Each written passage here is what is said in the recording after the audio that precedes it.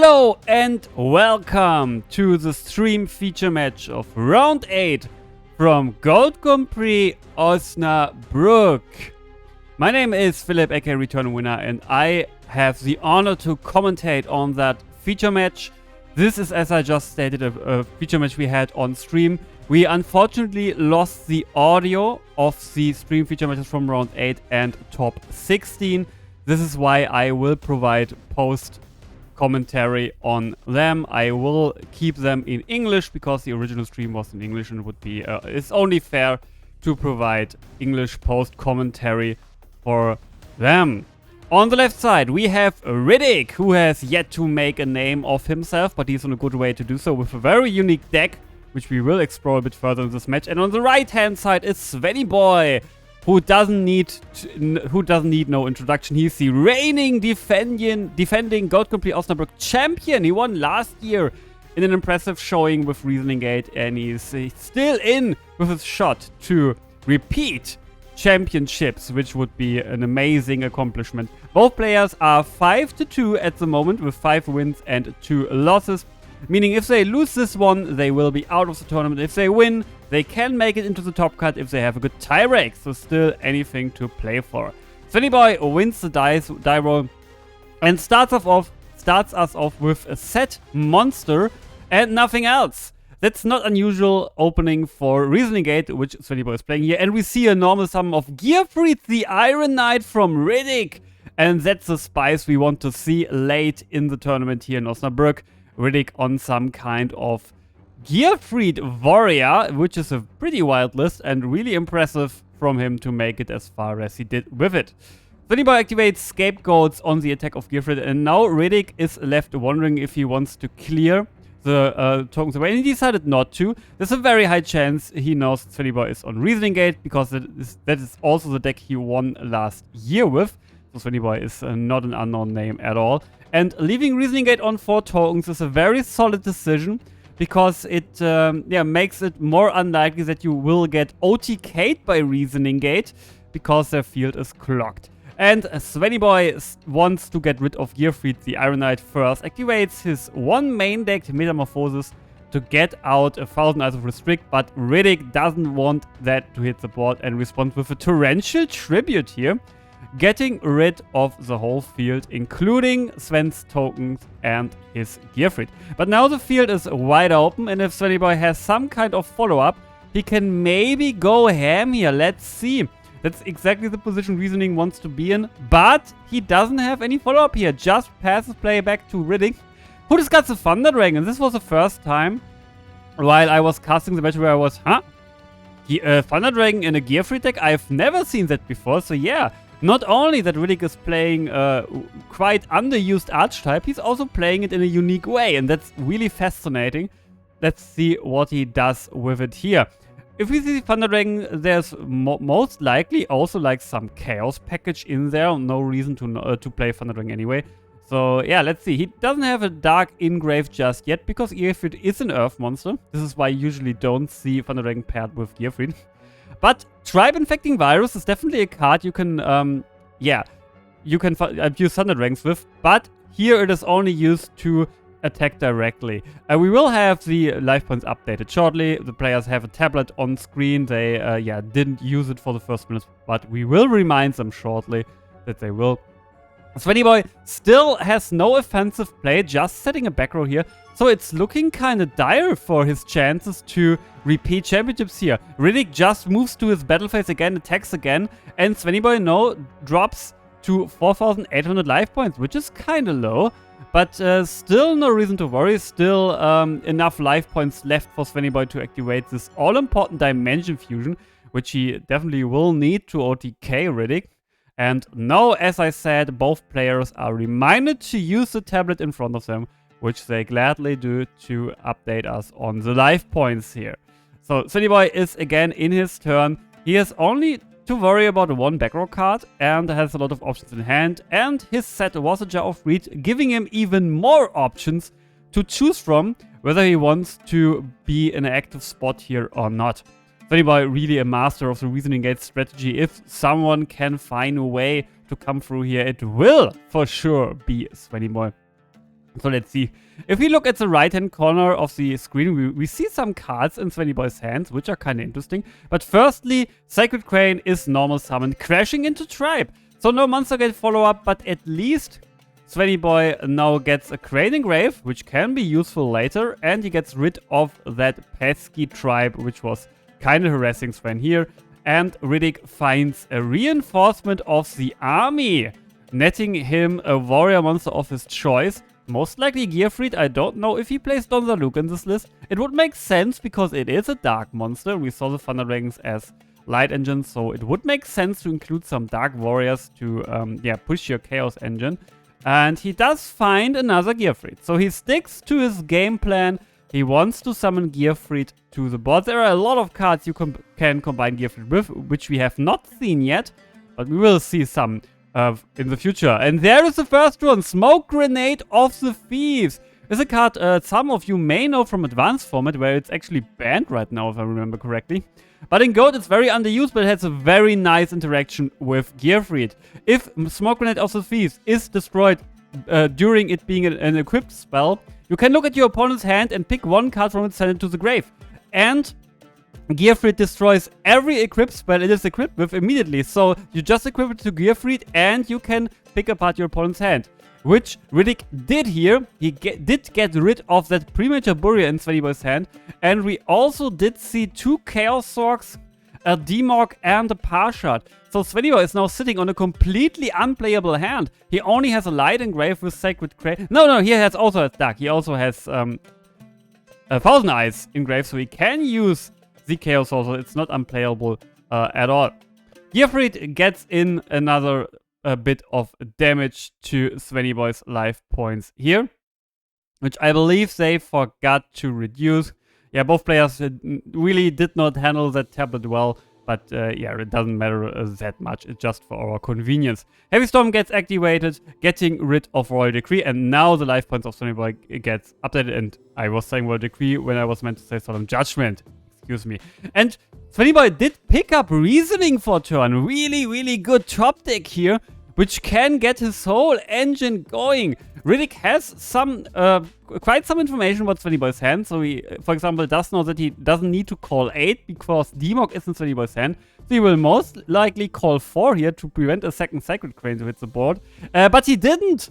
He did call 5 or 6 or maybe even 7. And Crane does hit the board here, netting Svenniboy another draw. And this was a pretty good hit for Svenniboy, who now also has Tribute Fodder for Parshad on the board. And yeah, we know about Light Dark in Svenniboy's grave.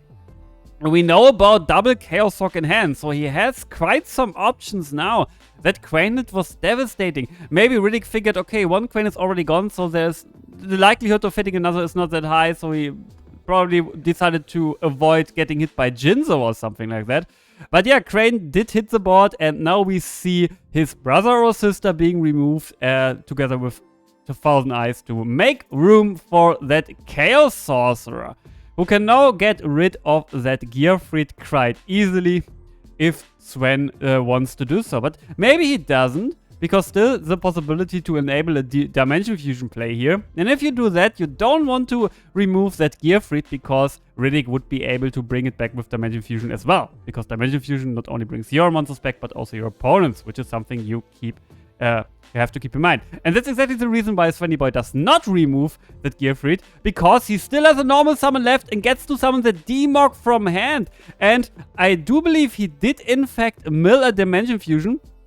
If I'm not mistaken here, I was talking over that mill. No, he didn't. But he did mill a Graceful Charity, which is possibly able to get him to that all-important Dimension Fusion, because he sees 3 more cards.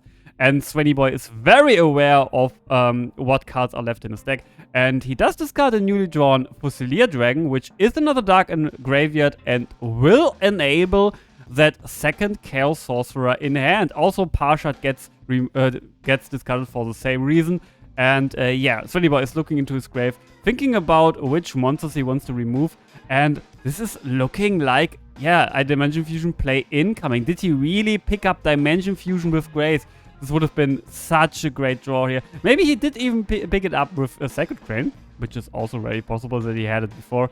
And we do see banish Crane, banish Fusilier for Chaos Hawk. This is all leading up to that Dimension Fusion, which is now hitting the board. Svenniboy now being able to bring back 2 Sacred Cranes, netting him 2 more draws. And also Fusilier, which is now on his original 2800 attack. And now we need to do some quick maths here. If Demog attacks over Gearfried, this 1000 damage. Then we have 2 damage with Cranes, another 2-8 with Fusilier, and 2-3 with Chaos Hawk. And you don't need to be a math wizard to recognize this is game. This is a game shot sitting on board here. Riddick will not main deck Kuribos, very, very likely. So Svenniboy, with a brick in hand, found that reasoning as a top deck and found himself to a game shot. Riddick is just calculating and confirming that Svenniboy is just 1 game closer to potentially making it back-to-back top cuts at Gold Complete Osnabrück, which is a very, very impressive achievement. A few more words to Svenniboy. He is an old-school Yu-Gi-Oh player. He's actually a very close friend of mine, so I know his Yu-Gi-Oh history very well. He used to travel with me to tournaments all the time. But he isn't really active in Gold format at all. Like, he lives pretty near to Osnabrück. This is why last year I convinced him to just, come there and play. And out of the blue, he just won the whole thing, which shows how talented he is as a Yu-Gi-Oh player. And then he qualified for the World Championships. He unfortunately wasn't able to make it to Worlds, to some stuff which happened in his private life. And this is the reason he didn't play a tournament like the whole year. Like, he came out of nowhere, won Gold Complete Osnabrück last year, then didn't play a tournament whole year and came back for this tournament and is now on the verge of making top cut again. And I can't overstate how impressive that is. But first he has to go through Riddick and his very creative Gearfried Warrior, which will have some surprises in store for Sven for sure. And Riddick is now hoping to open with that Gearfried and Smoke Grenade combination, which is like the best opening this deck can have. Pick apart your opponent's setting. We do see Gearfried, but no Smoke Grenade yet. We do see a set back row, so potentially telegraphing a pass turn to Svenniboy, who will then be able to do some stuff. But now, Riddick activates Grace, and that's a very interesting decision tree here to firstly bring 2 cards to the bottom and activate Grace. This is obviously a mistake here. There's no reason to do that, so I think that was kind of the thing that Riddick was like, yeah, just some Gearfried set the back row, and then second guessing himself was like, nah, I do want to activate Grace here to maybe find something. And you have to keep in mind, this is the 8 rounds of Swiss. We were running very, very late to that point. I think it was like 11 p.m. or something. And we were up since 10 p.m., like 10 a.m., excuse me. We were opening the doors. So, yeah, you have to definitely keep that in mind. Both players are playing Yu-Gi-Oh! For a little over 12 hours and are very, very tired at that point. So, sequencing mistakes like that will happen. And the question is, which player can make the fewest mistake and can make the best plays out of their, tiring mental state. We did see 2 discards from Riddick, and Thunder Dragon was kept and discarded, so adding 2 more to his hand. So no, Riddick really dug deep to find a Smoke Grenade or Trap Dust Shoot or something similar, but he didn't find it. He just passes play to Svenniboy, who now looks at his opening hand and is once again trying to find a way to OTK his way to victory. He starts with an Upstart Goblin. It may seem like a strange decision to play Upstart Goblin in an OTK deck, but Reasoning Gate is all about consistency, at least in Svenniboy's mind. And giving your opponent extra 1k life can matter, but it rarely does, because if you have like the goods, you have the goods and you win anyway. And that's the reason playing Upstart is a good decision in Reasoning Gate in most builds. Reasoning is an excellent decision to play in Reasoning Gate, obviously. And we will see what Svenniboy hits here. He hits another Reasoning, and he hits Jinzo. So Riddick was not calling 6, which I can't blame him for. Like, blind Reasoning, you mostly always call 4 or 8. because 8 is the most dangerous hit and 4 is the most likely hit. And this is like the decision you need to juggle through your head, like which decision makes more sense in which scenario. And yeah, calling 6 is rarely a good play. So really good hit here for Svenniboy. And he does set a monster to activate his monster gate. So he can once again dig into his deck. He finds Dimension Fusion, Scapegoats, snatched the Book of Moon, which was also out of his side deck, Swords of Revealing Light, and then finally Fusilier Dragon. That's already quite some damage on board here. Riddick only sitting on a Gearfried. And yeah, the back row most likely dead due to Svenniboy's Jinzo on board. Svenniboy does has a light engrave, but no dark just yet. And seemingly no monster to tribute in hand to like maybe get to the dark. He just attacks with Fusilier to deal 1k damage and then with Jinzo directly. This is the correct order in that case because yeah, you are maximizing your damage output through a potential Kuribo from Riddick, because if you would have activated with Jinzo first, then a Kuribo could, yeah, prevent more damage directly than it can if you attack the way Svenniboy did. Pot of Greed is a fantastic find from Riddick, who now went through 2 out of his 3 Trinity pieces. Resolving Pot and Grace early is maybe a key to beat such an explosive deck as Reasoning Gate here. And Tribe Infecting Virus is even a bigger key here. Especially if your opponent has 2 monsters of the same type on board, which Sven had at that case. So Riddick was able to get rid of 2 machines, and now he can get rid of a Light and Dark in his grave to summon Chaos Sorcerer. So not only BLS is main decked in this deck, but also Chaos Sorc found his way into the list of Riddick.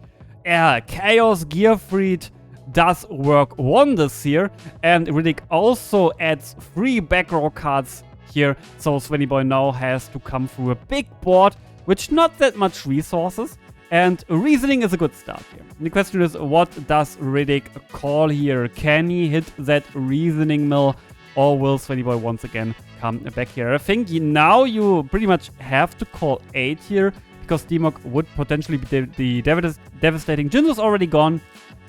And also one Crane is gone.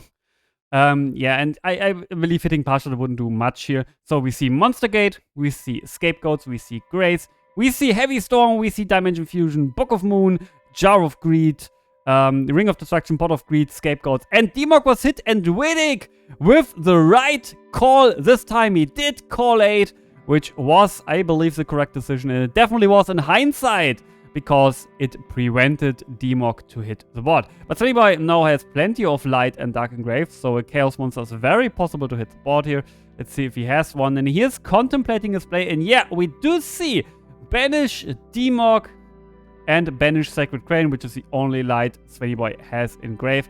So the question is, will we see a Black Luster Soldier or will we see a Chaos Sorcerer? And we do see a Black Luster Soldier, the way better option here for Svenniboy. The big question is, what can he do with it? Will he try to attack, or will he try to banish Sorc and Tribe to do some good damage here? Or to prevent, yeah, to just clear the board. You know what I mean. And we do get rid of Chaos Sorc due to a banishing effect. So now the question is, what kind of follow-up will Svenniboy try to come up with? He again looks in his grave. He has 2 cards in hand. So 2 potential options left. And he does tribute summon a Parshot here. He tries to go into 3 backwards, which is kind of risky. But it also grants Svenniboy another Light in graveyard, which might be the reason he did that. No, Parshot hits the board. And we do the Ring of Destruction by Riddick, getting rid of Parshot, dealing quite a bit damage, leaving Svenniboy on only 2 life points. So another normal summon would finish him. So Svenniboy has to bring his second Chaos. That's the reason he tributed BLS, because it brought him a Light into the graveyard. And he is able to summon his Chaos Sorc from hand. But Riddick has Solemn Judgment as well, halving his life points. But now Svenniboy is in range of 2 attacks here. Can Riddick find another monster? Yes, he can. There's that Gearfried from hand, who deals the final points of damage. And we have a tight score. Riddick doesn't want to just accept his defeat against the defending champion. He wants to get into top cut as well. He wants to be the new defending champion. And yeah, he did a very good job of climbing his way back into this match. So now we are going into game 3. And this game will decide which of these two players will have a chance to make the top cut. And one thing I can spoil for you is that the winner of this match will eventually make top cut. So this is indeed a true bubble match here. Svenniboy now, I believe for the first time this match. No, he started game 1 as well. But he is able to start the all-important game 3. And he does so with a pot of greed. No better feelings than opening pot of greed in that of an important match. Does he have any follow-up? Yes, he does have the second Trinity piece. And he does only play 2 because there's no reason for Riesengate to play Delinquent Duo at all. So finding that Grace as well is such a good card here. And yeah, Riddick is like leaning back, hydrating himself a bit and concentrating like, okay, I need to go through this. This will be hard. We see Sacred Crane and Book of Moon being discarded by Svenniboy. And we see a back row, potentially no other extent from Svenniboy. There's no real reason to bring anything to your field turn 1 as Riesengate player because you don't want to establish an unbeatable board. You want to OTK your opponent. And yeah, Riddick is not playing a deck which threatens Svenniboy to OTK himself. So yeah, no reason to commit too much on the board here. Riddick did discard Thunder Dragon for turn, adding himself 2 more, so he has plenty of discard options. He has a Lighting Grave already to make a Chaos Monster a potential threat for Svenniboy here. So let's see if he can bring any danger to Svenniboy's chances here. I mean, 7 cards in hand is definitely a good start to do so. I mean, if you could follow up with Grace, this would be really, really good here. And also kind of fair, because Svenniboy already had a pot Grace start. But Gold format is not always fair. Sometimes you have to deal with less power cards than your opponent. You just have to try to win anyway. And we only see a set monster on Riddick's side. This is not the play you want to make facing a Reasoning Gate with that much resources in hand. And we are in the end phase now, and Svenniboy is leaning back and thinking. So this is telegraphing his scapegoats. And this is quite a difficult decision for Svenniboy, because activating scapegoats would enable Monster Gate here, but it will also clock Svenniboy's field, which is maybe could be the reason he isn't able to OTK here. But he decides to activate scapegoats anyway, so potentially finding a Monster Gate target is more important here than keeping your field clean to potentially OTK. And Svenniboy draws for a turn, and he does start us off with a Reasoning. If you have Monster Gate and Reasoning in hand, it's always smarter to start with Reasoning first to give your opponent as little information as you can what monsters are still left in your deck. 1-4 is gone, so potentially Riddick is calling 8 here. We see Mirror Force, Jar of Greed, Reasoning, Monster Gate, Reasoning, and Sacred Crane hitting the board the second time. Riddick is punished for not calling 4, but I think calling 8 in that spot is always correct, so you can't really blame Riddick here. And Svenniboy does no follow-up with Monster Gate, which was obvious in hand, and he does find Upstart, Goblin, Jar of Greed, and there is that D-Mog! And that's the worst feeling you can have facing Reasoning Gate. Calling 8, seeing your opponent hitting a Crane, and then he's Monster Gating and just getting the D-Mog you just wanted to prevent. This is crucial. And D-Mog does, yeah, get another Monster Gate deck. He could have got the same Monster Gate decks, so this didn't really matter. And we see that Monster Gate...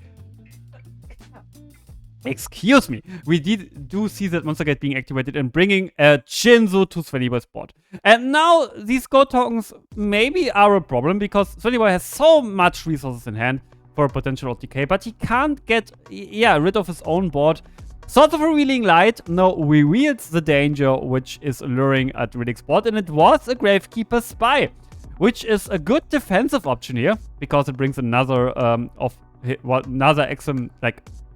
another one of his species, I can't talk anymore, to the board, which will protect his life points. And also, Svenniboy can banish 1, but the other will probably end up in the grave, which will enable Riddick to summon a Chaos next turn if he has one. And that's exactly what is happening here. D-Mog attacks over 1, Jinzo over the other, and Crane does deal the first bit of damage. And I mean, with Reasoning Gate, you always try to OTK your opponent, but sometimes you don't need to OTK. Sometimes it's enough to build up a good board, and have your opponent try to get through that. And that's exactly what Svenniboy did here. Let's see if Riddick has the opportunity to, yeah, burn through that board of Svenniboy. He needs a Tribe or a Chaos or something like that.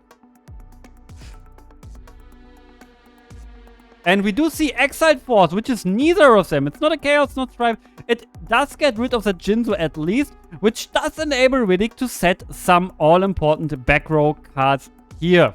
So Svenniboy now has to try to play 2 free back row cards. And as we saw in game 2, this was the reason he wasn't able to win that game 2, because the back row of Riddick was as good as it is. But now, Giant Trunade is an excellent option to get rid of the back row.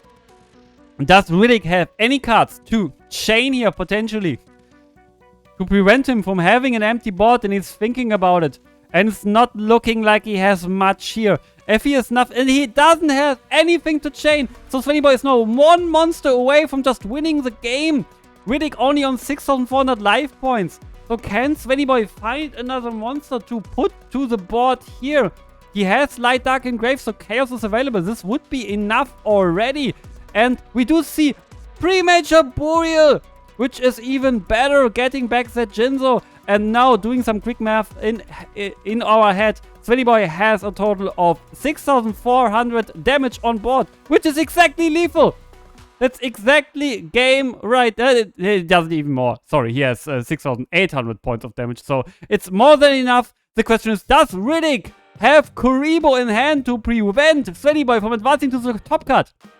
No, he has not, and Svenniboy does advance to the top card the 2nd time in a row at Osnabrück and is still in contention for a repeat victory. GG's to Svenniboy and also to Riddick, coming really far with a really creative deck. Props to him for an amazing performance.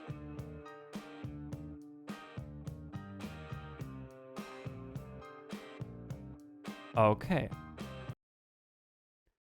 Hey, du hast es bis in die Endcard geschafft. Dankeschön, dass du dir mein Video bis zum Ende angeguckt hast. Und falls du den Kanal noch nicht abonniert hast, dann lass doch super gerne ein Abo da. Like das Video, wenn es dir gefallen hat. Lass einen Kommentar da. Ich versuche auf jeden Kommentar zu antworten. Und hier siehst du die Playlist, die zu diesem Video passt, sowie ein weiteres Video, was dir gefallen könnte.